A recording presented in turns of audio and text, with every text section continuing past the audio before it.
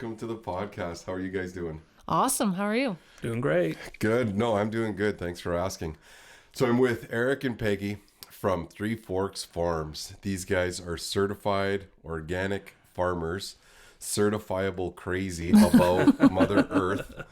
And they live in Ice Lake on Manitoulin Island. You're new to the island, relatively, I should say, not new.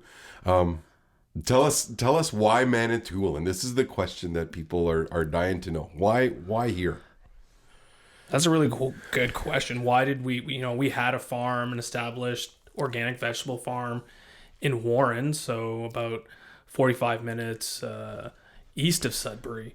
So, I grew up coming to Manitoulin like my whole life. And the only summers I didn't come here were when we were farming full time in Warren. And even when we were looking for a farm, we sort of talked about like maybe Manitoulin could be a place, but we just didn't feel sure that we could make our farm work. And then when we did more of our farming in Warren, seeds came into it, became an interest for Peg. So maybe, I don't know if you want to talk about Manitoulin and seeds. Yeah. Well, I think, the climate where we were for seed production wasn't ideal. And I think just to build on what you're saying is, we were in our fourth year in Warren, and we weren't swimming, we weren't going to Manitoulin, and we were, working for our farm, but our farm wasn't working for us. Okay. And so we definitely had this moment where we're like, this has got to change. We need to have more joy in our life, and we need to have better balance, and we need to have some other things for our business. And so for me, some of those things was I want to swim more, and I also want a better climate for producing seeds. And Eric really wanted to be a lot closer to family and to friends and to be on Manitoulin. And so we're like, let's do it. Let's just go, and we'll go, and hopefully this will be the ticket that'll allow us to have a better balance and more happiness and joy, right? And be able to do it all.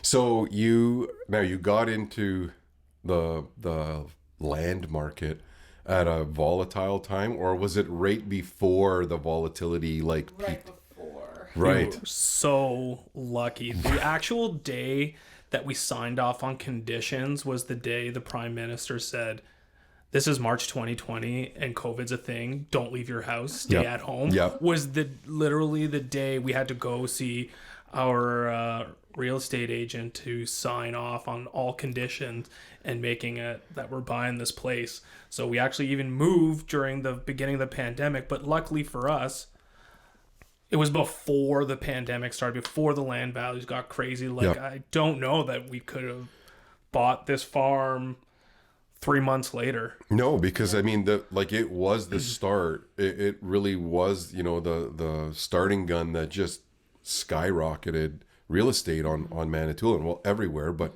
Manitoulin especially, because it was rural enough for people to get away, but it was still close to, metros and to Sudbury and Toronto, and you could, so the cottage market was already established, but land value went through the roof. We actually did the opposite. We had a farm for a dozen years and sold it during COVID, right? Just because it was almost the same thing. It wasn't working for us, and we had that reverse effect. But so it worked for you guys. It actually benefited us as well. So that's perfect. And you have friends on the island. We have a mutual friend in Matt Mirage and Meg. So that's kind of how we connected through that. So you came to the island. COVID's just starting. You're trying to start a new business. What kinds of challenges did that bring? Oh, man. That was one of the most challenging things I've ever done in my life. Yeah, had to be. Absolutely. Because we did the thing where we're going to move, but also farm that same season. And so wait, so you moved, when did you sign off? So we signed off on in March. On conditions in March. We took possession April 31st. And then seed in the ground? And then I moved directly to the island pretty much. And we were doing trailer loads and trailer loads. So just before moving, I took down all the tunnels we were going to take with us and packed up all the irrigation and tried to get all the equipment ready for moving. So the first week of May, we moved all our Caterpillar tunnels. We moved our tractor. We moved all our farm equipment. And you started working the land. And I started working the land immediately. The day that the tractor came off, I set the plow. Also, being a little bit of an amateur about Manitoulin, and what we were used to was pretty much a stone-free field, to fields that are slightly sloped with a lot of stones. A lot of rock. And our plow was not ready for that task, but we still got it done. Yeah. Yeah. And I love seeing you on your tractor, because it's not a new tractor. I wouldn't say it's a new tractor. I would say it's an old tractor. The one I see you driving anyway. Yeah. I don't know if that's your plow tractor too. Is that well, we have two tractors. Okay. We have our John Deere, our the workhorse? The workhorse. Okay. You know, it's 50 horsepower tractor. And then we have what we call Annie Oakley, which is okay, really... that's the one I see you driving. Okay, actually, that's Peggy's tractor, because she does a lot of the mechanical weeding, because you don't have the fear like I do. So I'm a bit fearless in that way. Where's the fear in mechanical weeding? What's that?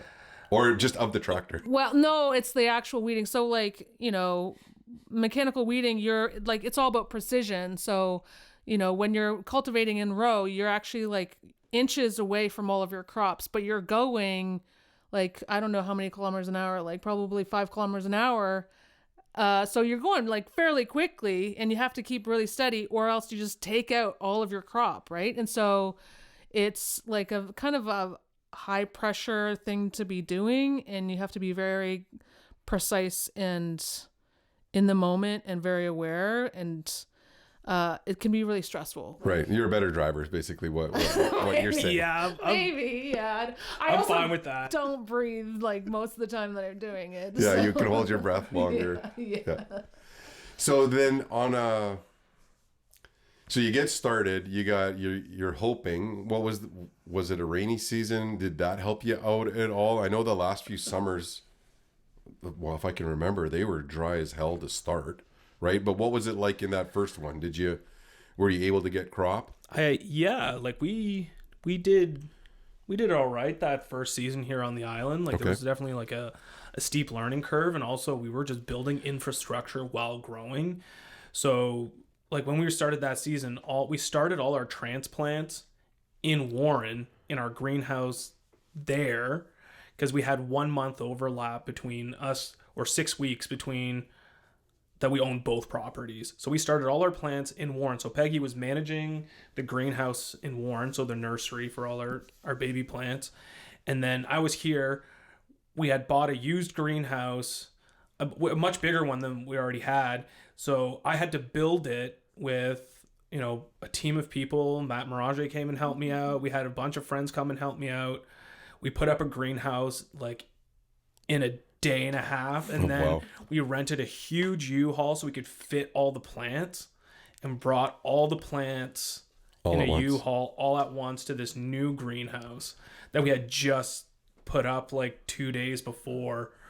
So I don't really remember what the rest of that season was really like, other than we're putting up tunnels at the same time. Luckily, there was an irrigation pond already dug, and I already had most of my irrigation equipment already figured out for that. Yeah. So luckily I had growing experience, and I wasn't moving and learning how to grow at the same time. I already knew what I was generally doing. And what's really great, there was like also like compost available here on Manitoulin through Meeker's Magic Mix, or like through the Meeker's Fishery. Yeah.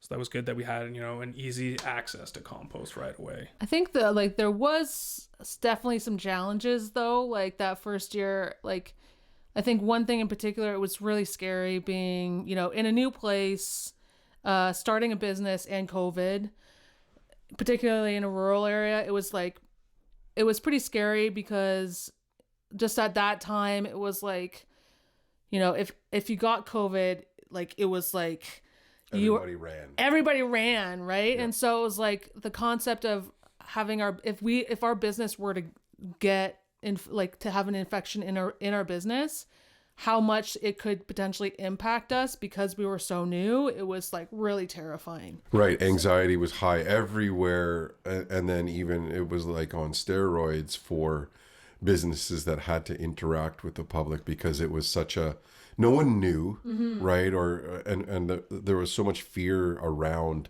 what it could bring that everyone was just like, if there was any sniff of that, everybody went for the hills. And like for us, like for us to lose out on 10 days of sales in the summer is a big deal. Like right. Summer's our hot time. And so like we had to be extra diligent, and that was really stressful. And then I would also say that like going from where we were in Warren, from a wildlife perspective, we had bear and we had moose, and then we come here and it's like deer and deer and deer and more deer. And so like that first year we lost a lot of crops to deer, right. Like a lot. I think we lost over $20,000 worth of crops to deer that first season. And that's kind of where I came in, was to try and help you figure out,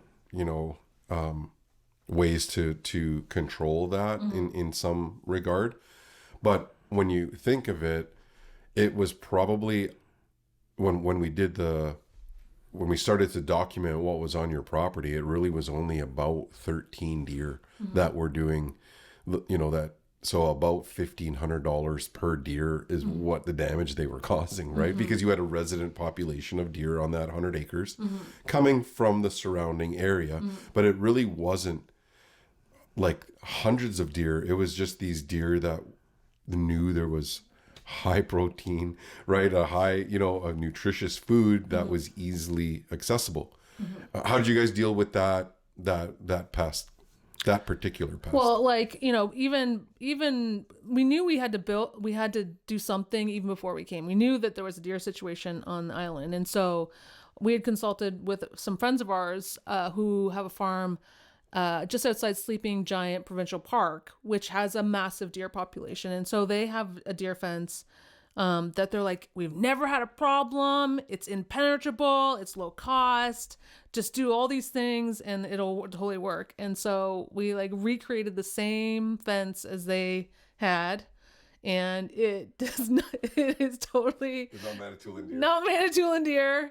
But so we've continued to invest a lot in that infrastructure, and we're continuing to do that. And that is like one of our strategies, but it has to be multi-pronged. Like, there's just no predation. And there's, when we grow such delicious, like high sugar or like high nutrient value foods, like they want it. And I don't blame them because it's good. Put in an effort to get it. Oh yeah. And then once a doe gets in, it'll show those fawns how to get in, bust through that fence, or where the hole is on the fence, and then they exploit it like anything in nature would, right?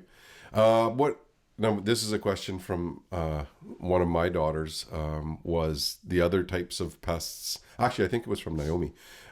What types of pests in terms of, there's bugs and there's rodents and there's how do you control that? Yeah, so we got to deal with all those. Yeah. I find the hardest, the one that do the most damage other than the deer is actually our number one pests. I think more than even insects. We've learned how to sort of adapt to heavy insect pressure, and the deer are the worst, but then there's the bugs, but then there also the mice are not good because they'll chew on, like, the first year or two there was a lot of beet damage from mice and carrot damage, eating the tops and stuff like that. Yeah, and that's kind of annoying because they're just eating a bit of the shoulder. Yeah. And that makes it not really a marketable vegetable anymore. So we got some cats, and it's just like what farmers have done for a long time is have some cats. And that really made a big change, I find. So, and like, I think, so there's multi approaches that we have. Like, there is the preventative approaches So we have all sorts of covers and barriers that we use to keep insects out on certain crops, like specific crops like brassica, so like broccoli and cabbage and stuff.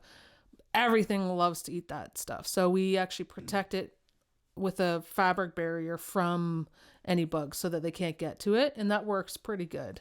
Because we don't use, even as a certified organic farm, like we don't use any of the even organic insecticides that are allowed. We just prefer to use prevention.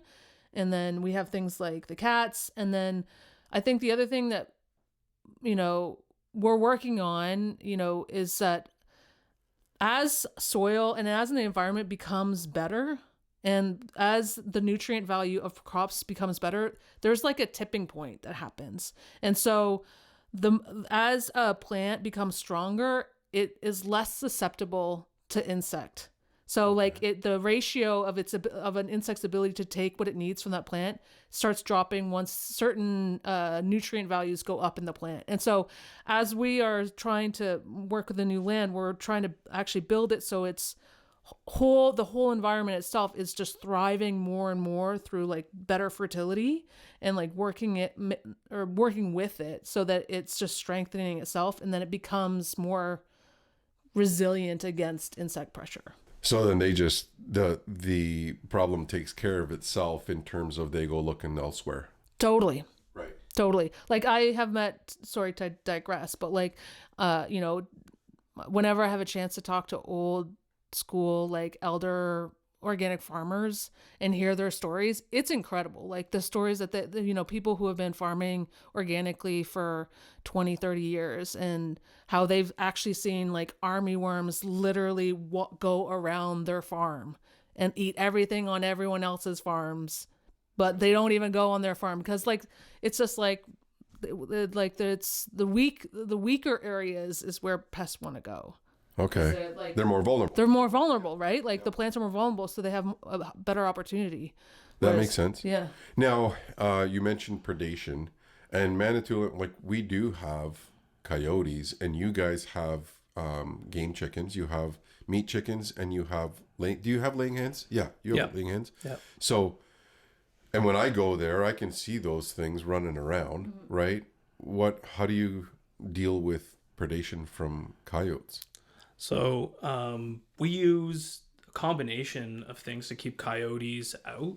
And sometimes a lot of people are going to be quick to want to shoot a coyote, but sometimes the coyote that you have that leaves you alone is the coyote that you want. So you almost need to just train them to stay away. And if you can train them to stay away, then that coyote's occupying that space. But if you kill it, there'll be another coyote that comes in. So that was told me by a farmer in Warren, and I thought that was really wise advice. And the other, how do we train them to stay away from us, is we have electric fencing around the poultry areas, so there's poultry netting, so that's electrified. And then so all our meat chickens live in we call them range huts or chicken tractors. They're a big covered 10 by 12 low shack, and the chickens live in it. And some of it is open to the sky with chicken wire. There's chicken wire all around.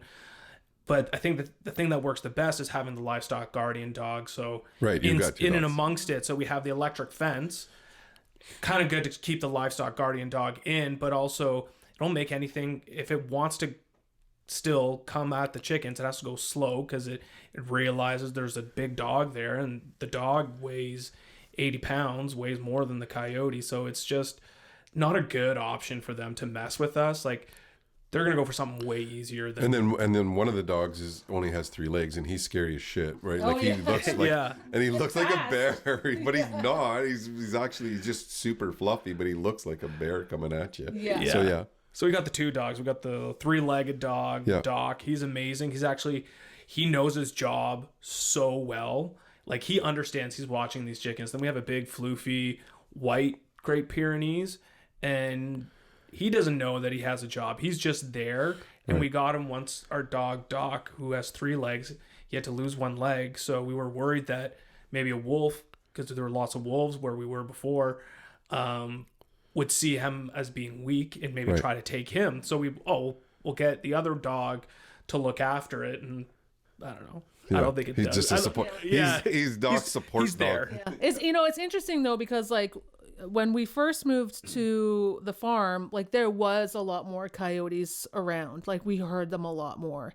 And when we first moved, we actually had bylaw called on us because our dogs are outside and they're barking all night. And we kind of, our neighborhood is basically like a cottage area. So, you know, the cottagers weren't used to having dogs barking all the time, but there is actually what is it called? Like it's like a stipulation within the bylaws that like that for agricultural purposes, you know, livestock guardian dogs are allowed as like to protect against protect the livestock, you know. Right.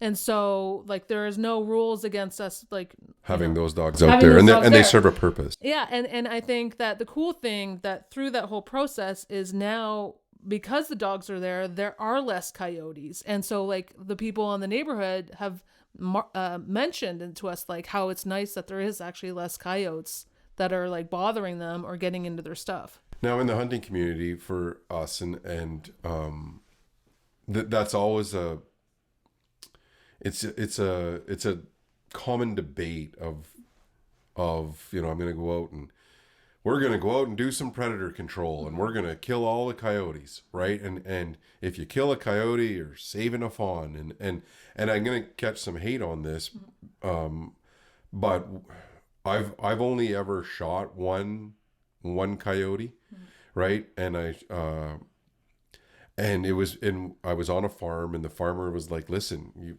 if you see a coyote, you got to shoot it. And I told him a few times that I had seen, you know, I've been seeing these coyotes. He's like, if you don't shoot one of those coyotes and you're not hunting here. And that was the only reason I shot that coyote. But when you look at the science of that, right? Coyotes boom and bust follows the land's boom and bust. So if you've got a lot of rabbits and a lot of partridge and waterfowl and stuff like that, you're going to get a lot of coyote. And the only thing that really controls coyotes is themselves, right? Because once there's so much game to pursue and prey that they populate and they overpopulate, and then mange sets in, and mange takes care of those coyotes. As soon as you start shooting coyotes, they're a territorial animal, and one coyote is going to, like you said, right, make an open spot for another coyote, which is going to have pups, and that coyote might be a chicken killer, right? Whereas that other one was like, I'm going to steer clear and I'm going to go for squirrels, or I'm going to, you know what I mean? And there's a lot of debate of let's go and kill all of these things, right? When really, if that happens and you take all the coyotes, well, guess what? You're going to have an overpopulation of all of those other things, and nature will find a balance, which is really, I think, what organic farming, you know, is one of the roots of organic farming is that, right? Is to try and create a better balance. So when you have organic certification, what does that mean? And what do you have to do to get it? So the organic certification is actually, I think it's really cool because it is a national standard. Like, so it's approved by the government of Canada, and every country has their own standards. I think Canada's standards are higher than many countries, particularly the United States. So what we have to do is much more stringent than the United States. But it's a national set of standards that basically outlines what you cannot do. Basically, it's a bunch of rules that says you cannot do these things or you cannot use these substances. And the whole premise of it is the foundation of the idea is that agriculture comes from the soil. And so if you feed the soil will feed you. And it's this approach to looking at how you can grow in harmony and in making everything that's part of agriculture thrive. So if it's the environment, it's the people, it's the water, it's the soil and everything. So it's how can you just make the land and everything around it better than when you started. And you can, so there's definitely then chemicals you can't, lots of the can'ts are probably chemical related, right? In terms of pesticides. Now, in terms of fertilizers, right? I see big, mounds of like when you have, for example, your vegetables that you can't use, right? I mean, that goes into your compost piles. Can you use fertilizers, or what do you use? Use Meeker's Magic Mix? Is that one of the ones you can use? Yeah. So like the organic standards is definitely has a lot of the can'ts, but also has the philosophy of like building soils built. You can see it in the rules and its approaches to what you're allowed to add. When it comes to, so we do use fertilizer is just a generic term for like enhancing a product you're going to use or something you're going to use to enhance your soil. Like I would say like compost is a form of fertilizer. So when it comes to like organics, what the standards want you to do, or what the philosophy of organics is, you want to use things that are already in nature that are available. So like compost is a really great example. The cow eats, or whatever animal is eating the thing, it gets digested, and then we pile it and compost it well, and that'll go a long way. But sometimes your soils might be deficient in mineral amendments that may not be readily available in say a manure or a compost. So you're going to find a mineral source, but you want it to be in organics naturally occurring, and everything that we need is naturally occurring because we're doing nature's processes. We're just helping along nature's already normal processes, and fertilizer can help in those processes. So we use certain things like gypsum before, which is just calcium, and so you just find what's available in nature, and how we get to those things is fine. You got to find out what your soil actually needs to be healthy. So you have to be soil nerds. Like you have to be thinking or analyzing that stuff all of the time. That'd actually be a cool shirt that says soil nerd on it. I would buy one. I would buy one. I would totally buy one. That would actually be good. So, and you're gonna have different types of manures and stuff like that, or you know what I mean. I guess it's cattle manure mostly, but you're using some fish compost, you're using vegetable compost. What do you find is the biggest difference from where you were in east of here versus Manitoulin, which is a limestone rock, right? Basically, what do you find the biggest difference in the soil makeup? Yeah, our soil texture is definitely different than what we were used to. Like in Warren was it considered part of the clay belt? Yeah. So there we were part of the clay belt, which is like this long stretch of really amazing agricultural land that goes from kind of, I guess, where we were all the way up to as far as New Lisker. Like New Lisker is part of the clay belt as well. And here, there's a lot more sand, a lot more loam is what we have, is like a sandy clay loam. It's a real mixed bag all over our farm. The soil is actually really different all over the place. Well, I guess down by where I hunt, there's definitely it was cut at one point, and so those pines are down there, right? Are they're red pines? Yeah. I imagine that would be acidic, you know what I mean, down there, because when you look in there, it's just needles, and it's way different than any other part of your farm. Then you've got the higher ground. Yeah, I guess it would be different at every corner of your farm. Really would have a different soil makeup. Yeah. Right, which makes it hard to. Yeah, and we're just constantly learning it, and we're also seeing that soil change so much, like from the year that we first got there. So we're in our fourth year. No, we're going in our fifth growing season on this land, and we're seeing that soil texture change as more fertility is going into it, and we're seeing things adapt. It's interesting to see like the soil health really improve. And like the soil health is like, you think like it's just the microbiology and like the like what's in the soil, like minerals and stuff. But it's like even once your soil health improves, the texture of your soil also improves because that microbiology is doing certain things, gluing essentially little particulate together, and allows for better like water infiltration. So like a really unhealthy soil is going to have, when it rains really hard, the water is going to hit the surface and just run off. But what you really want is to like the water to hit the surface and like permeate down into the sublayers.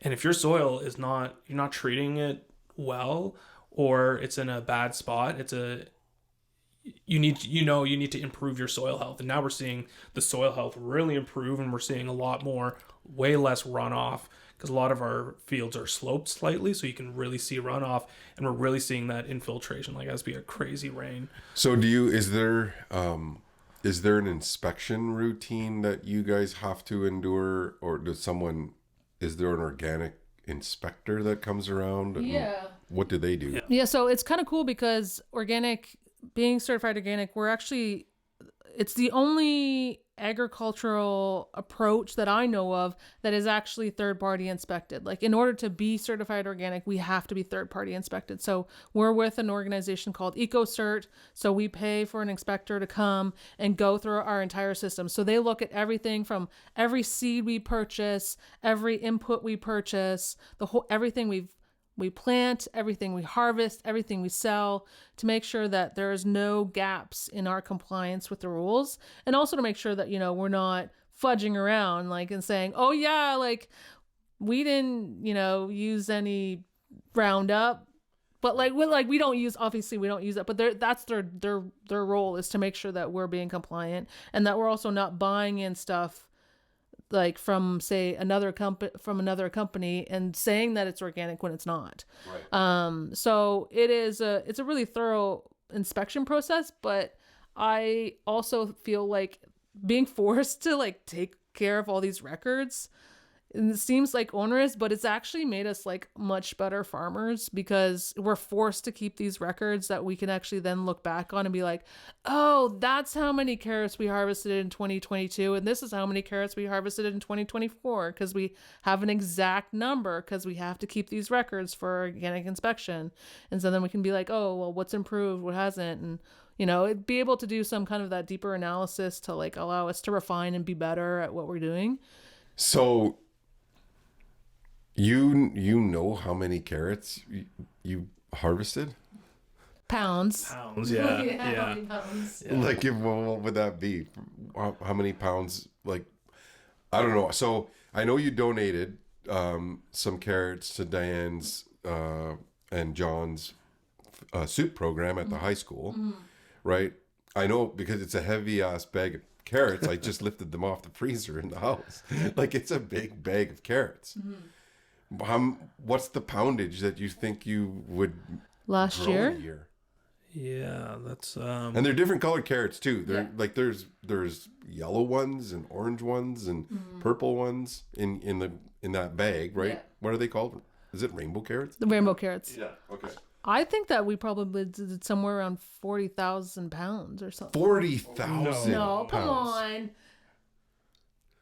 That's not. There's 16 beds.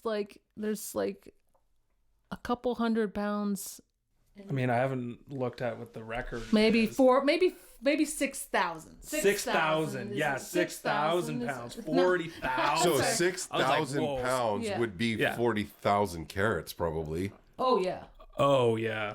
Yeah, it could be something like that. Something like that. It's a lot of carrots. I don't even want to think about minus the 20,000 that the deer ate or whatever chopped off. Yeah, they chopped the tops off at a really bad time. They're just finishing up, and it's the early fall, and they're just hungry. And carrot tops, they love them, which really obviously a plant that can't photosynthesize anymore is done. Is going to struggle.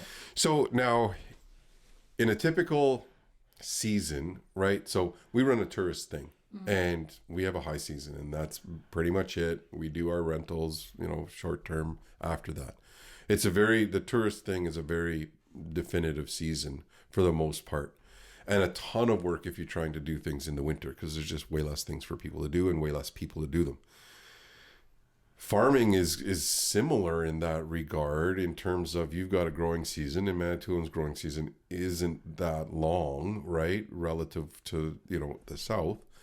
So how do you maintain that business? Because I know you go to Sudbury. Expand a little bit on that. You have a program where like your vegetable boxes, and then you go to farmers markets all winter. Yeah, like I think we've really tried to change, like veer away from that whole model of like trying to slam in farming and selling everything in a 15-week period, because like it almost killed us trying to do that. And so what we've really tried to do is change our model so that we're extending our work and when we're moving our food like longer in the year. So for example, we have a veggie box program now that we run for 6 months of the year. So we're doing box deliveries all over the island, Espanola and Sudbury every week for 6 months. And that's been really great. We have a big storage facility so that we can store lots of winter crops. So we're still selling vegetables that we harvested in October. So what do you sell now? What would be? Give me an example. So we have like carrots, beets, cabbage, radishes, turnips, so, and some greens from our greenhouse. So that's all happening. And then the other thing is that we also, part of what we do is we also do seed production. And so a lot of our seed, like we harvest all of our seed in the summer, but a lot of the work is actually in the winter. So right now we're in the height of seed season. So we're actually, have all of our seed clean and we're shipping it out to gardeners all across the country and for their gardens so that they can grow their own things. So by spreading the work over the year rather than trying to condense it into like 15 weeks, I think it's a better pace for us, Right. Not so breakneck pace, a little bit of you're lowering the troughs and valleys and making it more of an even keel. Yeah. Yeah. That makes sense. I didn't know.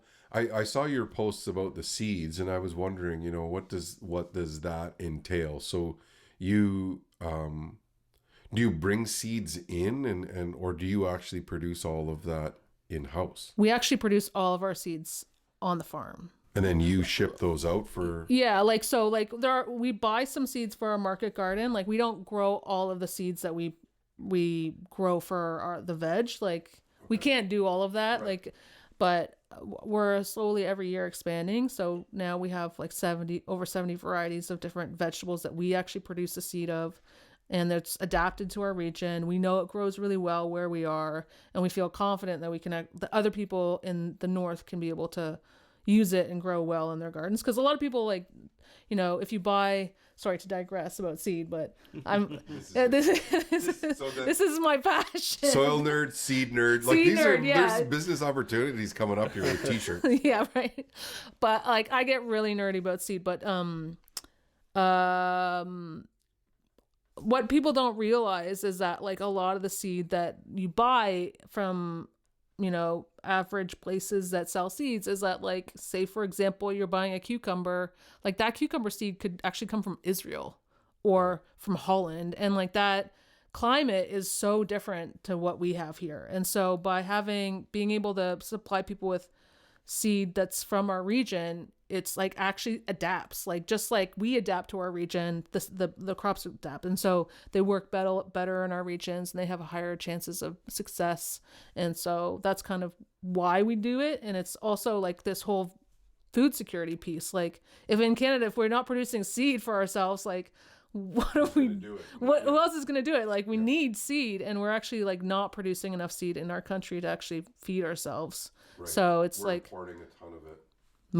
Almost all of it is being imported. Yeah. So I think it's an act of resistance, to be, it is. I love it. No, that's good. Yeah. That's awesome. That's something that, obviously, when you're thinking about agriculture, you obviously need seeds, but, it makes perfect sense, right? It has to be able to grow in this climate. And I when we had our farm and we were doing food plots for deer, and I was starting to do the soil samples and send them away, and I went to go see Margaret at the co-op in Gorbet, and she's like, Yeah, you can do those soil things, but listen, for what you want to grow in terms of, you know, feeding deer. I was trying to feed deer, like not like what you guys are doing unintentionally. Like she's like, this is what grows best on Manitoulin. Put this seed mix. It's all ready. It's a Manitoulin blend, right? It has what you want in it for as the deer gut biome changes over the summer and what their mineral requirement is over the summer. Those seeds will come up all through the seasons. So when you throw it all down, you've got different stuff maturing all year long, right to sugar beets for the muzzle loader, right? Super cool. Yeah, and you know, I've been in some of the fields where you see those beets and turnips planted, and those deer are kicking. There's snow and they're kicking those, you know, that snow and dirt up 10 feet behind them, trying to get at those crops that are nutrient rich and designed that way for that time of the year. So that makes perfect sense. So good on you for doing that. And then you offer that program. I know we have a vegetable box and we love it. What's your favorite thing to grow? I think, like, for me, one of my favorite things to grow are tomatoes and cucumbers. We do them in a tunnel, so in a greenhouse, I guess. A tunnel is a greenhouse. Those are those big. Yeah. To get into, like, a greenhouse is usually a heated structure, and these are unheated structures, so we call them tunnels. A high tunnel, and I just love growing them because tomatoes are amazing. Like, they're such a base of so many different types of foods that we eat. And cucumbers in the summer, I've turned this weird page where I'm now a cucumber snob and love cucumbers, specifically ours. I find cucumbers from grocery stores are kind of bland and gross. So I become a cucumber snob. But the reason I also love growing these is that as the farmer, we're managing their life cycle and we're pruning them and we're watching, you know, at first we really want to have the greens grow really well and lush, and then you want them to start setting fruit, and then they start setting their fruit, so you want to start forcing them to think about ripening that fruit. So you start hacking leaves off the plant, and you're managing that. And because you're in a greenhouse, you don't want too much leaf matter because you want airflow.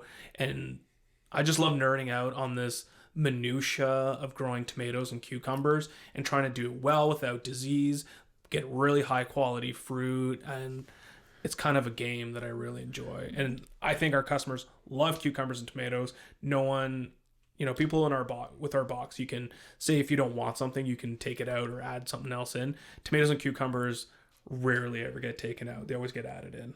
Right. Yeah. So do you have a bonsai tree? Because it sounds like you really need a bonsai tree. Like that little wee clipping, like it's just like talking and... It's funny. I've been thinking about that actually lately, how that would be really relaxing. And you know, this like monstrous bonsai tree that was like winning all kinds of prizes. So do you guys do pickles with the cucumbers? Yes.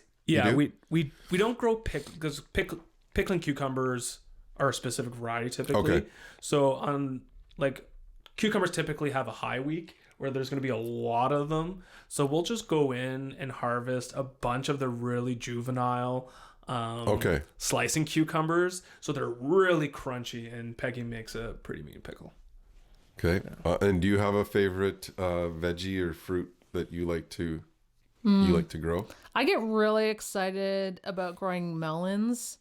So, like, I wasn't really, growing up, I didn't really like melons. I didn't really like watermelon. It wasn't really my thing. You didn't like watermelon? I don't know. Like, I have weird fruit things. Yeah. You know, fruit needs to be cut up for me. It's just like a weird thing.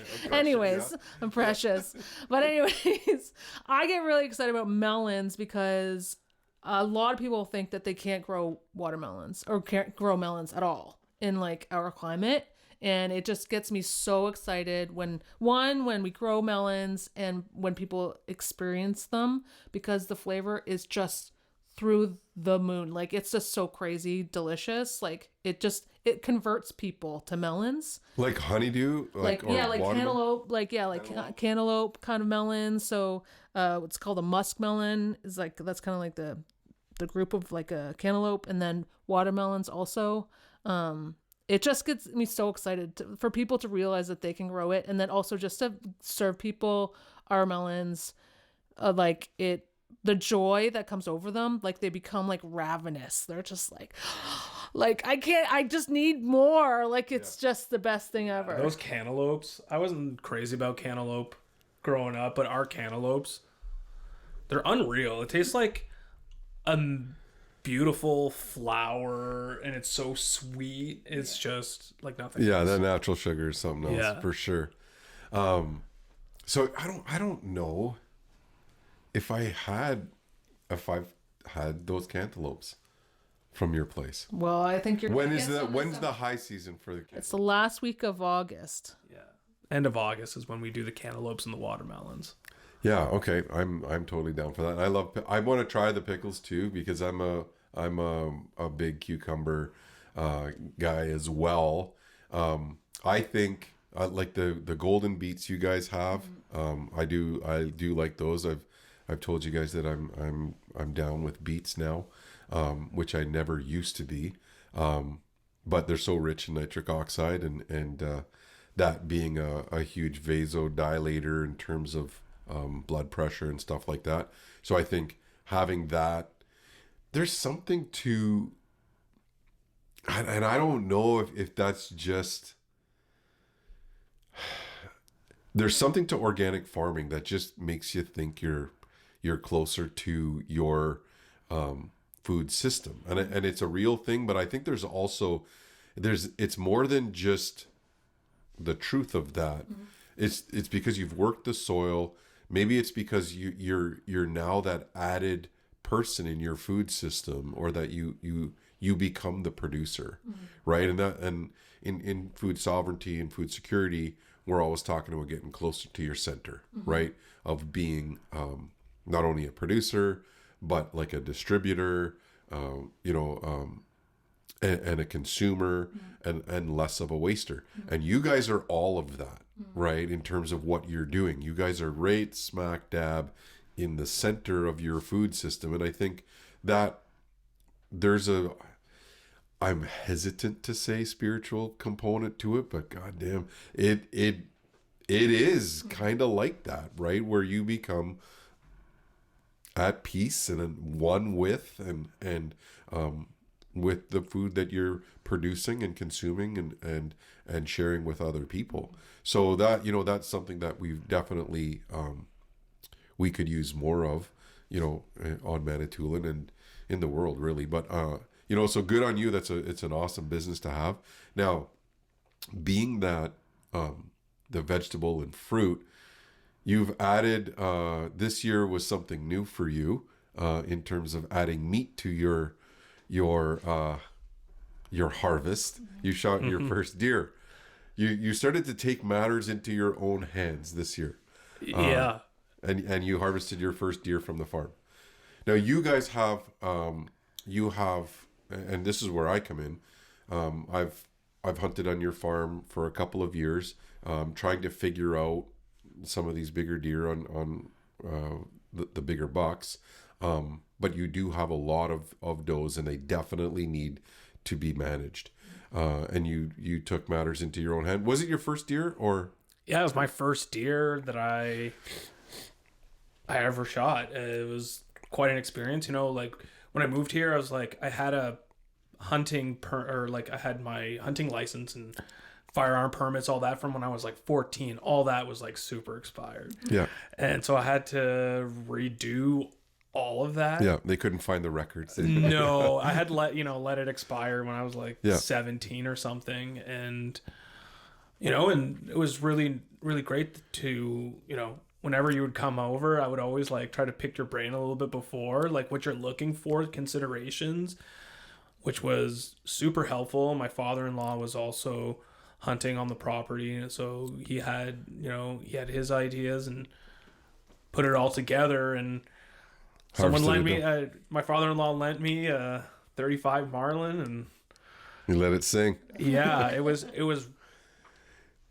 quite an experience. Like nothing I'm gonna forget. That's for sure. Yeah, I mean, and that's, I mean, obviously it's different than farming because it's not that vegetables aren't alive, but it's a different harvest altogether. One that I think, and we've talked about it, you know, it's super humbling, right? And very personal, you know, in terms of stepping into the life cycle of another animal, specifically, you know, a mammal, and taking that so that it nourishes you. It's a big deal, right? It really is. But it's one of those things that can also be very rewarding in terms of the meal afterwards and the preparation of that. So you had some fresh venison, like in your freezer. What have you eaten all of it? Do you still have some left? What did you cook?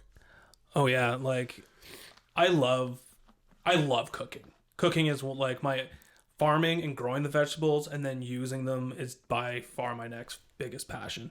And I love when I can make a meal that is entirely from the farm. Like the only thing that isn't from the farm is like the salt. Like even the herbs are from the farm, and the spicy peppers that are in it are spicy peppers that I dried or smoked or whatever. And so when I got this deer, I was really excited to be able to add that to it. And I made my first thing I made as I got one of the bigger roasts. That's what I asked for. I had someone help me butcher it up for me. And so I wanted a lot of roast, and I got really excited. I made a roast. I slow cooked it for many hours, like maybe like 10 hours. Okay. And it was super moist. And I also made I make a Guinness horseradish glaze that go on top of it. And so I glazed it kind of just at the end. So I had this nice sweet on the outside. I don't even remember what the vegetables were that day. That's all I remember is really... It's like so lovely, and it just like falls apart, and it's just like delicious. Yeah, because you guys like your Guinness. Is it you like the stout beer, or what do you guys drink for? I love all sorts of beers. Like my love of food extends to so beer is food. Beer is food, and like I make my own beer with my buddy Matt, and I love all sorts of styles, but by far I think stouts and IPAs are really like, I love the fruity flavor of an IPA and like the bitterness of the hops, and then I love also like the bitterness of a stout and the dark. Yeah. Yeah. So that's and did you like the venison as well? Yeah. No, I definitely dig it. I'm enjoying learning. It's like learning a whole new thing, you know, learning a whole new thing to eat and grow, like cook, because it's different. Like the flavors are different, and working with different textures of meat. Like every animal has its different nuances, right? And so learning the nuances of each cut of a deer is different than like a cow, for example. Right. So it's been really a fun learning experience for us, I think. With venison, and actually for all of the wild game that we're eating now, the slow cooker has been a game changer for us, and especially with Darcy and Aspen, and kids can be super fickle when it comes to, they like what they like, right? And if they don't like it, they're not going to eat it if it doesn't sing for their taste buds, and it's going to be a battle. And I think anything that is wild game has the chance of being gamey, right? So that's why I think the preparation of it, at the kill site and afterwards is important. We've been hanging our deer. The 2 deer we got this year, we let it hang because we have a cooler now. We let it hang for way longer than we've ever let any meat hang. Oh. And that's something that is going to be new to us because, man, this meat is unbelievably tender. Oh, right? So the hanging made a difference. It made a difference. Cool. The only thing is with a deer, because they're not very big, right? You're only looking at 100, and our typical deer here, a big buck on the island's 200 pounds. So on the hoof, right? So when you drill that down, it's 40%. So you might be getting 60 pounds of meat. So when you dry it like that, when you're aging it for, I think the last one we aged for 7 weeks, we let it hang, but it gets really dry on the outside. So you do lose weight, right? You lose the weight of that deer. That's the only thing that is a little bit of a drawback. So trying to figure that out, to really have an impact on the texture of the deer and the meat, right? While not losing so much of it in the drying out of it. I think that's something that we'll spend a little bit of time. Just the question is like, is it so bad that it's, drying it? Like, what are you losing? Like, is if you're just losing water weight, So when you're cutting, like when you're prepping it to butcher it, like you're not keeping that cap on there because it's so thick, right? So you're you know what I mean? You seem like you're skimming off, and you can see that there's like it dries down this much all the way through the whole deer.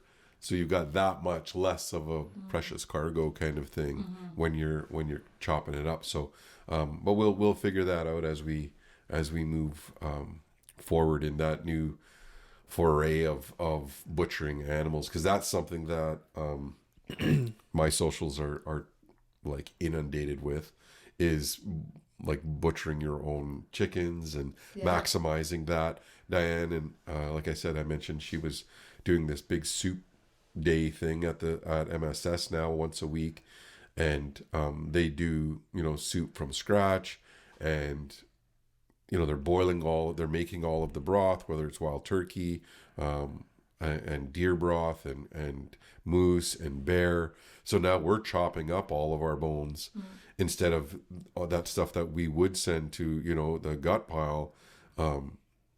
These guys are boiling all that down into a broth and making stock, right? And getting even all the added benefits of the marrow and all of that. So that's the next step in our food evolution of maximizing any of the game that we harvest, right? So we're pretty excited about that. So you guys aren't doing this on your own. Like, you have a staff. What's that complement? How many people do you have? Kind of change. It's this year we're looking at our biggest staff complement that I think we've ever had. Over when we first started, it would be Peggy and I and one other person, and now we're at so Peggy and I full time, and we're hiring a field manager, or like a crew manager essentially, and then 3 extra crew members on top of that person. We'll have somebody else working in our pack facility. We find that's really good when someone's just really focused in on cleaning and keeping good eye on quality. And then we often need help at farmers markets. So I don't know how many people that is. It's a real team that we every year build up.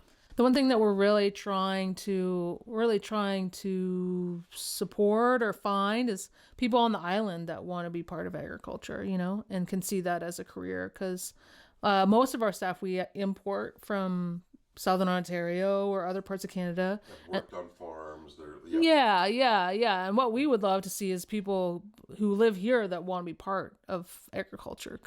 And so that's one of the reasons why this year we're actually hiring our first year-round staff. So that we can have someone that can be with us year-round, live here on the island, and be part of the community, and be part of a career in agriculture. Because we'd like to see more people like that. We're part of our passion is not only about growing food, but it's also growing a next generation of farmers. Not that we're experts or anything, but we really like to hire people that see agriculture as a passion for themselves. Not just a job that they go to. They want to learn about it. They want to bring new ideas. They want to... Yeah. And I want to work with people who are passionate about what we do too, right? So that's what we try to foster.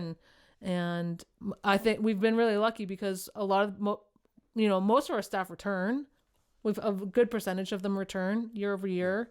And I think that's a reflection of them having a good experience and also being passionate about what they do. How would they apply? They just look you up online and send you a Facebook message, or do you Are you looking for people? Are you going to be hiring this summer? We are currently hiring right now. Yeah. Oh, there you So go. we have postings on our website. So Okay, what's your website? threeforksfarms.com. Awesome. And you have a Facebook page and you have Instagram. Love the Instagram posts, by the way. I try and make sure I like them all, and comment, and that's important. I mean, that's how you grow not only the brand but the community that is around supporting an island business, right? And it is unique. It's a, you're one of a few on the island, if the only, I'm not even sure, right? That does what you're doing in that regard anyway. Your business hours are, you're open for, how does that work? You're 2 days a week? Yeah, during like peak season, we're open. So from May long weekend to Christmas, we're open Fridays and Saturdays. And then at this time of year, we're doing once a month is working, or 1 weekend a month is working good for us. Yeah. And then you do a vegetable box in Sudbury, and you said Espanola and Manitoulin? Yeah, so we do deliveries. So actually, our veggie box will be going live for the summer registrations coming this week, so on Thursday. And so I don't know when this goes live or whatever, but we do deliveries to Espanola, Sudbury, Little Current, Chigang, Mindamoya, and on farm. So people can go, they don't even have to go to your farm. They can pick it up in their own community, and pick up their vegetable box. Now that's a pretty convenient, I know for us, not that, I think Diane went out there this weekend, but, that was her big outing for the weekend. But it must be easier for you guys, or at least a little bit easier, to say, okay, we've got, I don't know, 100 boxes that have to go out. We need 60 carrots, and we need, like, it just makes it easier for you guys. Absolutely. Oh, yeah. And it's also really, like, it's really great for us because we know exactly how much we need to harvest. That means that there's less waste. So we're not throwing stuff out that could have been otherwise eaten by someone and feeding someone. And it also, I think, like, I love our system because it's totally customizable. So people, don't get stuck with food that they're not going to eat, right? Yeah. And, one of the big problems with climate change is food waste, so this program really allows us to try and mitigate a lot of that. Well, I remember, that's a great point, because there was one, I can't remember what it was on the island. It was a long time ago, and we just got kale and kale and kale, and there was just so much kale, right? And I'm not a big kale fan, but that was all that was there, right? And it didn't work, and I know that a lot of that had to go to waste, right? But I know when we get your stuff, like, we look in the fridge and those bags are empty. You know what I mean? Like, we're eating it all. That's great. Which is awesome, right? That's exactly what you want, because it tailor makes to your clients. It's healthy, it's organic, it's made on Manitoulin, and that's just fantastic. Now, recreation time, what do you guys do for fun? I know there's the Red Pine Saloon, right? Well, your storefront looks like a saloon. It does. Right? It does. Like, you walk in there, and I feel like I should have spurs, like, jingling and jangling when I walk in with cowboy boots on. So that's it, and that's cool. It's a cool vibe. I know you have a VIP. It's mostly for staff. I did get it. I know I have a standing invitation, but I did manage to sneak out to one of the Red Pine Saloon events, because it kind of was an event. It was fun. But what do you guys do? What else do you guys do for fun? We don't ever have fun. No, we have lots of fun. We try to, like, build our fun in everyday stuff, but, like, Manitoulin's amazing. Like, there's just so much. Swimming is a must. It's Favorite place to swim? Where is it? but that's our secret. Okay, I mean, there's favorite public place to swim. Kagwang Dock. Because I've seen you guys down there on the boat, like, or by your boat, because you have, like, a share in a boat, don't you? Yeah, we have a pirate boat. Yeah, it's a very, very punk sailboat, which is great. I've yet to see it other than in the dock, but I don't know how often it sets sail, but I know there's activities on the boat. Yeah, we try to get it every week on the boat, which is We love going out on the boat. You know, it's an old sailboat, like a westerly. Is that what it is? A westerly sailboat. And it's so fun getting out on the North Channel and that. And Now, does it actually have a sail? it does. And this year we're gonna hopefully put the mast up. Okay. We just haven't had a mast up for the last 2 years. That thing having a sail on it. Everyone in the marina is like, we're happy to help you put the mast up. We're happy. So, or the riffraff in the marina. We are you definitely guys the are riffraff. riffraff for sure. but yeah, we love cooking. We cook we actually spend a remarkable amount of time cooking. Yeah. I would say we probably spend a minimum of an hour and a half to 2 hours a day cooking. In food prep. Yeah. Yeah. And Because we get a lot of joy from it. yeah, definitely get a lot of joy from cooking. Like in the summer, we get 1 day off a week. It's on Sunday. And sometimes there's nothing that I love more than spending an entire day with my smoker, like Yeah, I do smoking some see that thing chicken fired or up. whatever, and making like a crazy good meal is like, I get a lot of joy out of that. And yeah. Good music and good people. Good people. Yeah. Being able to spend time with good people. Yeah. Eat good food. Awesome. So whenever we're closing up for and coming to the end of the podcast, we do a rosebud thorn, right? So we do a rose, something that you're either grateful for or you just, you're happy about. Thorn is something that's just, always a pain in your ass and you're trying to solve that issue. And then a bud is something you're looking forward to. So if you had to choose a rose, a bud, and a thorn, what would yours be? What's something that you love, you're excited about, you're happy about? Take it away. Honestly, my rose is that I get to live here on Manitoulin. Like, I feel really lucky in that, and that it's happened for me that I get to live here. So my thorn, I think, is pretty predictable.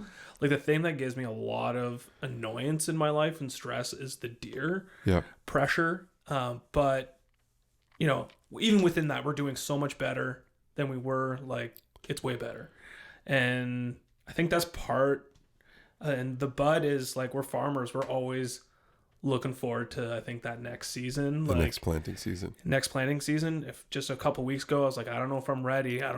But now I'm ready. I'm like excited for it and getting into it. Well, in that weather in the last 2 weeks, almost, it was a catapult into getting ready because it felt like it was going to be planting season soon. Thank God we got a little bit of snow.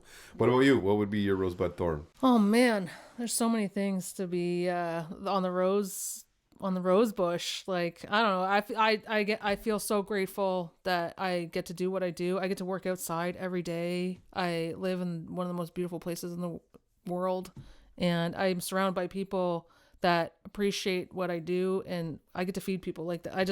I feel like I live like a really great life, and I'm really grateful for that. And my thorn, I don't know if I can get it. I don't know. Like, my thorn is like, I think I just want to see more kindness in the world, And that's, I think, the thing that's probably eaten at my side the most is just, I want people to love each other more. I know that sounds super hippy dippy, but like, that's really, true. Like, we just need people to, care about each other. And then my bud, what am I most excited about? Oh man.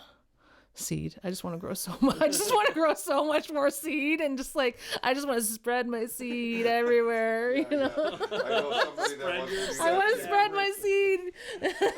So that's awesome. No, you know what, guys? I really appreciate you taking the time to come in and and show us and tell us what you're doing. It's a great business. We love the partnership that we have with Fuel of Fire and allowing us to have access to your property and try and take a small bite out of that deer population, which will always go to a good a food bank or for ourselves. That's important as well, because food sovereignty is a big issue for many people on the island, and food security. So you're helping in so many ways, growing new farmers, keeping Manitoulin Islanders fed and healthy, improving the soil, improving business.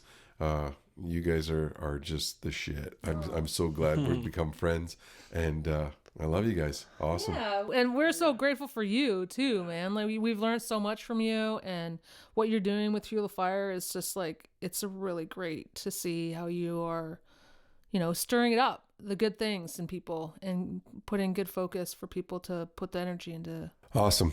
I appreciate it. So check out your socials. If you're looking for a job, you know how to get a hold of these guys on Facebook or Instagram, and we'll continue to fuel that passion, fuel the fire, and get outdoors. Thanks, guys.